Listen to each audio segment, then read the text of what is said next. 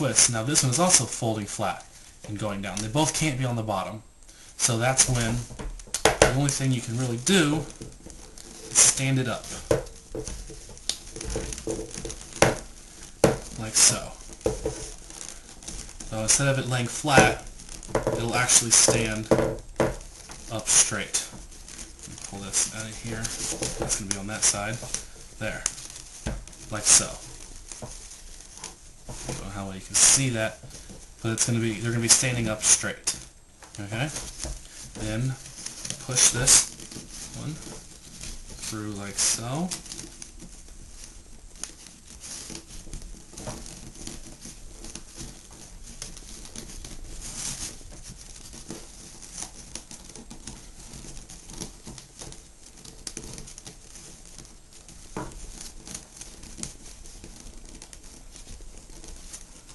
And see, this is where chopsticks can start to come in handy.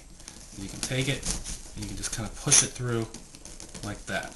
Now, do not do that with silk. It will damage the silk, especially if you've got any kind of point on the tip of the chopstick. This is wrong. Don't use needle nose pliers either. That's just cruel. It's going to hurt the silk, and you don't want to hurt the silk. Silk didn't do anything to you, did it? Okay. Pull that through, and you can see with this push through, it's going to come up and it's going to stand away from the saya, and it'll almost help keep that one vertical as well. Alright, now this one, you can see we're starting to build shape. And if I pull it like so, you pretty much got the shape. Now of course you can see how this side, they're kind of overlapping a little bit, almost like scales. That's the really beautiful look. And this one, you kind of have to finagle them a little bit and lift them up and scoot it over and pinch it down. But you can see that's pretty much what we got. Look at that. We've still got plenty of rope. And here is where you're also coming into the issue of they both can't go in like that, because then you're going to have one inside the other. So what you have to do is find the side that that one is on, like this one. From this point of view is in the back, so we'll just wrap that one straight back around that way. And this one will be in the front, so we'll just wrap that one back straight back around that way. And put them through, and they'll both be like that, and we'll be done. Okay? Now this is when chopsticks really come in handy, because I can push this straight through, and even after I pull it tight,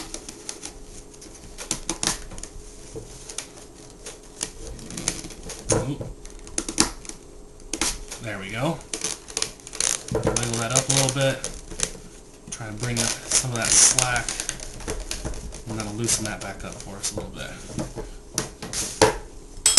There we go. Now, this is where the needle nose pliers really come in handy. Especially if you're using nylon, you can cheat like I am.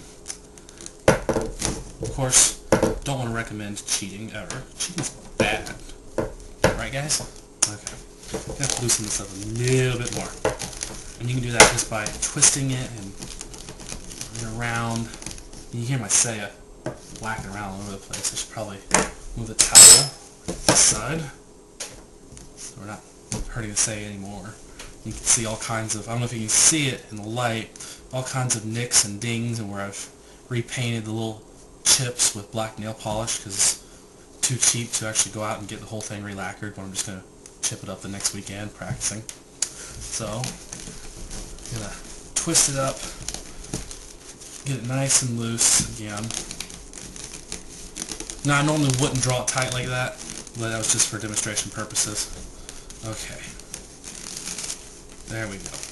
Getting some slack in there now. There we go. Okay. So this is going to come back through here, and it doesn't look like it's going to fit, but don't worry, it will. Okay.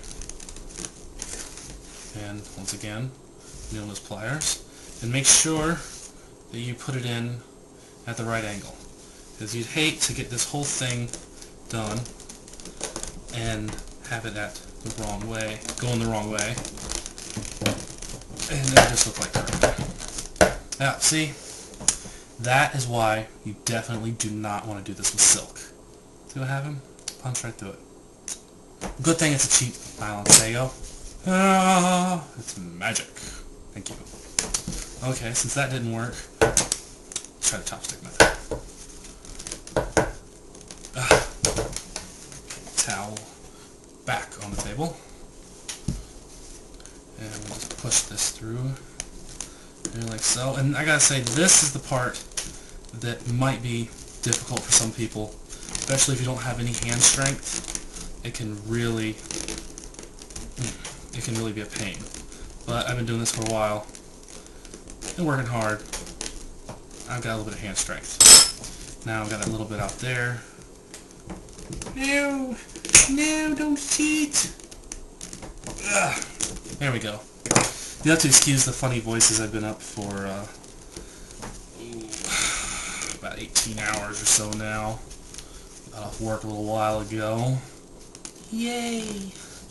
And so I'm a little tired. Blood sugar's going down a little bit. There we go. Now, when you get to the stage like this, and you don't have enough to pull through because it's all loose, but you don't want to pull this knot all the way through. But you do want to get that as far as you can. So my suggestion, if I can get it out here, there we go. Chopsticks. That's why they come in pairs. Nobody really needs one chopstick. You always need two. That like so. Hold that, and look at that. Check that out. Holds that for you, no problem. And put that one through there. That through there, like so. Look at that, I can almost get that through the last one. But we'll do that last. We don't have to worry about that right this second. Now, make sure your knots are staying erect and straight like they're supposed to. Erect. PG-13 now. Oh well. And you're just going to start back doing the same thing with the other side.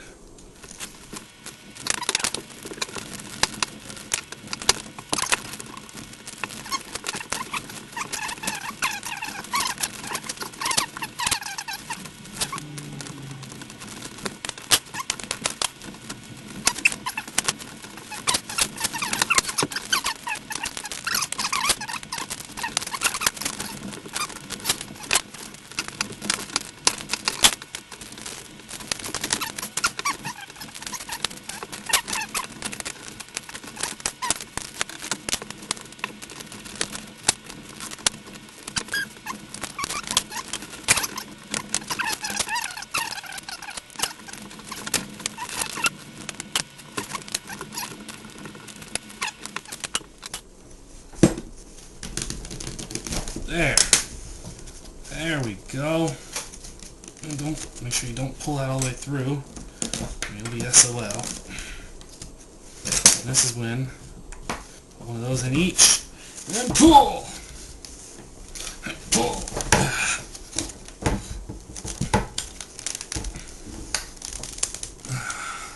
There. Now, miraculously enough, as cautious as I was, still got a little bit extra on each end. Got two choices. You can deal with it, cut it off. Don't cut it off. You can keep doing that, and eventually you're going to have that much sageo on the whole thing. That's it. You can use it to whip somebody or tie it around your wrist like a retarded bracelet. Anyway, and then just simply pull your knots back a little bit, or loops rather, like so, and it helps it twist the chopstick. That rolls it out a little bit. This one's the same way. There. You know, now you can straighten the knot. Hold it down. It's not perfect by any means, but there. Come on now. There we go. It does look pretty spiffy. There. And that is the finish. Put the sword back in. And you can see that we have plenty of clearance for the rack that I'm talking about before. If you have that fourth one here, it's Say goes long enough, it would be out to here, and then your knot would be pushing right on the tsuba, and you'd have to go like that to put it on the rack. That just doesn't look right. And that's all done. Now it's probably been a good 15 minutes or so, so I'm going to have to edit this video down, cut out the wasted parts, and we'll do this one, yeah, this one here, on part 2. Look forward to it.